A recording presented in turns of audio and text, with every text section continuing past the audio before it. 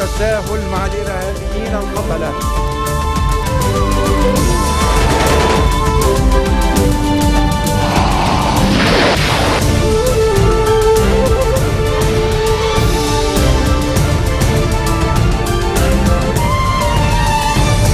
Good afternoon and thank you for joining us on FutureTV. I'm Linda Tamim and these are today's top stories. Former Prime Minister Saad Hariri says Hezbollah is largely responsible for what is happening in Arsal and says negotiations is a must to return the soldiers held captive. Clashes between Syrian Islamist militants and the Lebanese army resume in Arsal following a short ceasefire. A temporary ceasefire in the Gaza Strip enters its second day as negotiators launch talks on a lasting truce in the Egyptian capital of Cairo.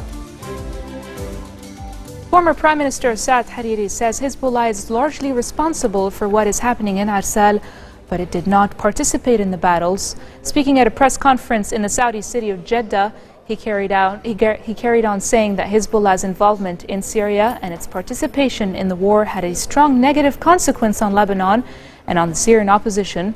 He also said negotiations were necessary to return the soldiers held captive. This comes after the Future Movement leader had announced that Saudi Arabia has offered $1 billion to Lebanon's military to help its fight against self-declared jihadist fighters on the Syrian border. The Saudi gift came as Lebanon's Army Chief General Jean Ahwaji urged France to speed up promised weapons supplies.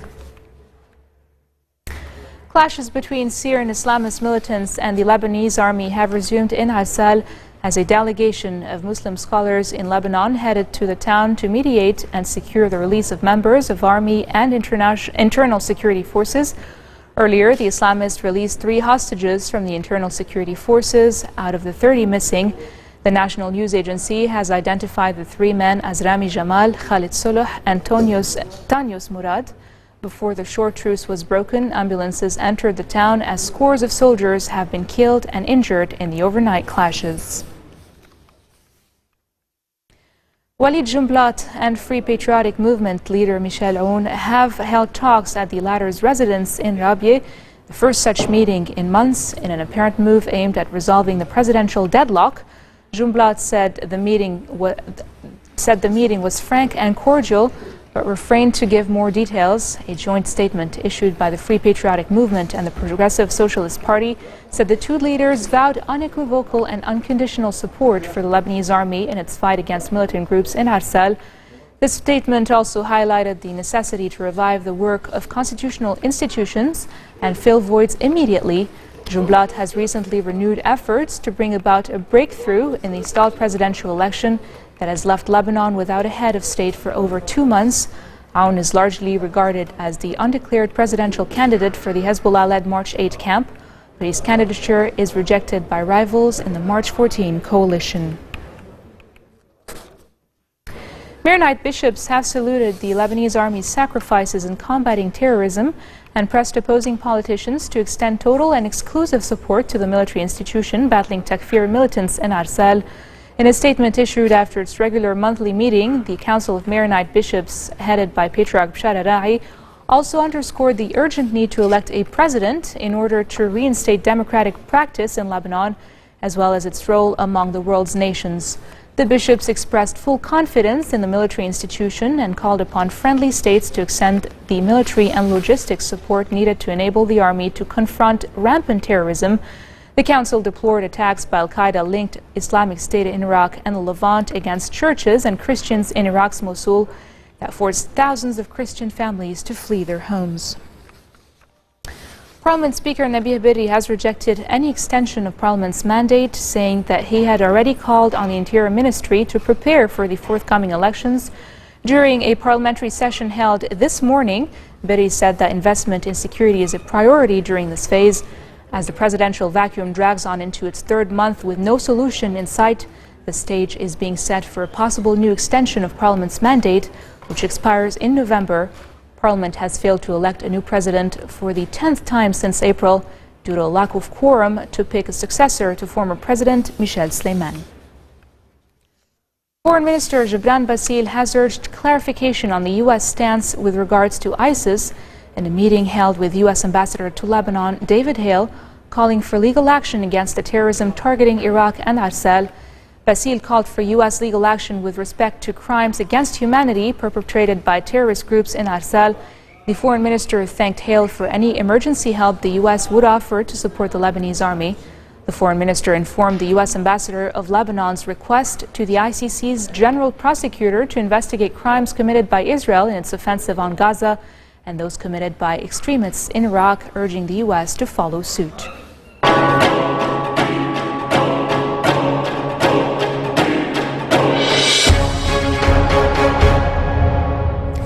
A temporary ceasefire in the Gaza Strip has entered its second day as negotiators launch talks on a lasting truce in the Egyptian capital of Cairo.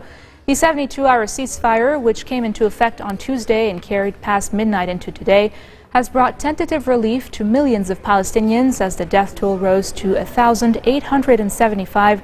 Riyad al-Maliki, Palestinian foreign minister, said he expected the ceasefire to expand into another 72 hours and beyond. Israeli and Palestinian delegations are now set for what are expected to be tough talks aimed at securing a permanent ceasefire after the three-day window closes. Officials on both sides confirmed sending small teams to the Egyptian capital, but they bring conflicting demands and face an uphill diplomatic battle ahead. The Palestinians insist Israel end its 8-year blockade on Gaza and open border crossings, while Israel wants Gaza fully demilitarized. The U.S. is also due to participate in the Cairo talks. More than 400 Palestinian children have been killed since the beginning of Israel's military operation in Gaza on July the 8th, and an estimated 3,700 children have been direct traumatic experiences needing an immediate specialized psychological support. This is according to the United Nations children body UNICEF, which held a news briefing in Geneva to spell out its view of the effect of the Gaza conflict on the enclave's children. What the parents are going through on a daily basis, and the trauma and the distress that they're experiencing, and then we're expecting them to be productive parents and to be able to be there for their children while they themselves are going through this very difficult situation. So you start there, and already children are in a difficult situation because of what their parents are going through. Then if you look at children themselves and what they're exposed to, the stress of that, I mean, of course it's going to have a long-term impact. The damage to schools in Gaza has really been unprecedented. I think it's over 140 schools so far in Gaza have been damaged or completely destroyed in less than a month. And how do those schools get rebuilt? Do they get rebuilt? Look at the cost in terms of the interruption in a child's education that will result in, and how does that impact their prospects for a productive future? And then if you go from there and you look at even before the crisis, the very high rates of unemployment in Gaza, what chances would a young person have to get a meaningful job anyway? There's no question when children are witnessing the violence that they're currently witnessing in Gaza, as in other places around the world, when they are not in school, when they don't, when the economic conditions aren't there for when they become young adults for them to get jobs, then yes, those are conditions which very much so children are at increased risk from being recruited into armed groups or voluntarily joining armed groups. So that is obviously a major risk in this type of situation. Coming up next, the UN Security Council condemns attacks by jihadists in northern Iraq. More after the break.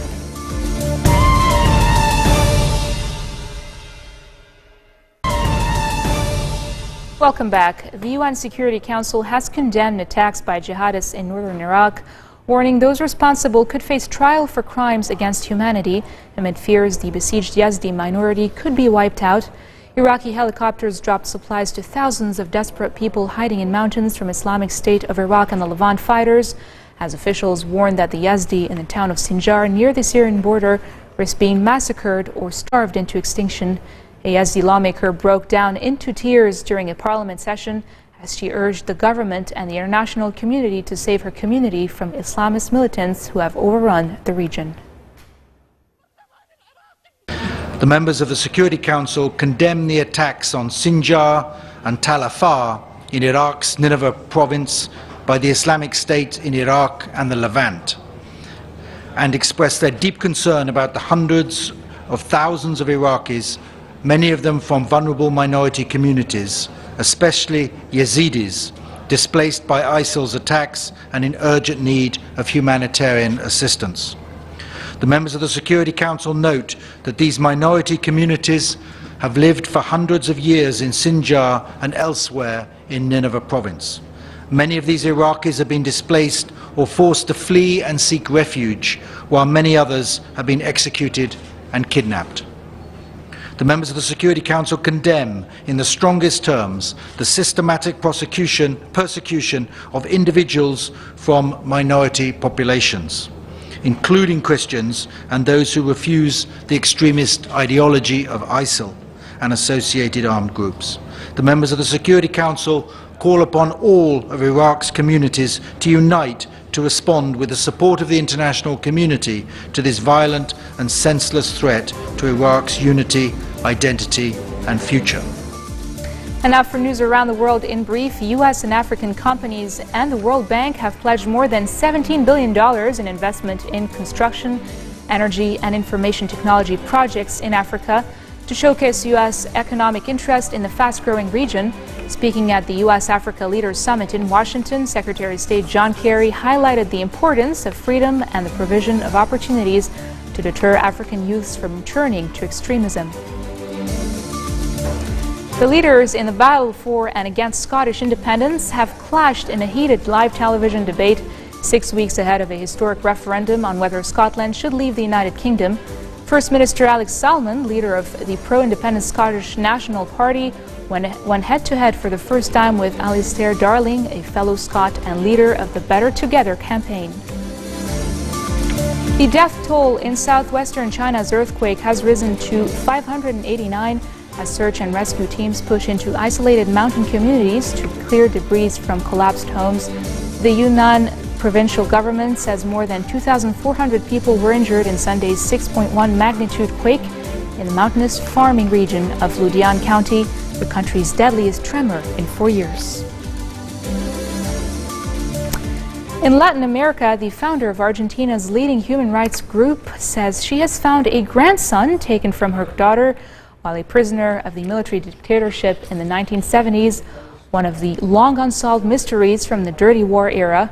Surrounded by her large extended family, an emotional Estela Barnes de Carlotto, founder of the Grandmothers of the Plaza de Mayo, announced that her long hunt for her grandchild had ended, while acknowledging other families are still searching for hundreds of children taken under similar circumstances.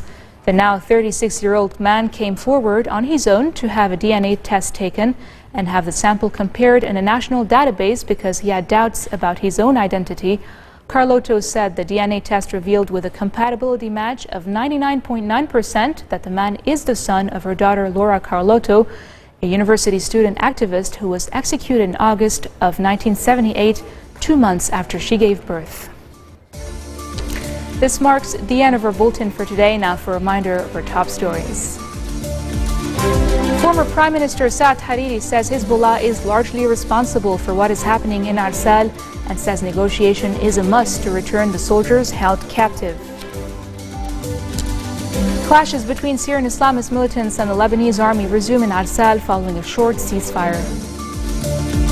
A temporary ceasefire in the Gaza Strip entered its second day as negotiators launch talks on a lasting truce in the Egyptian capital of Cairo. That's it from me and the news team here at Future Television. Catch us again tomorrow for more of the world's headlines. Take care. لا التساهل مع الإرهابيين القتلة.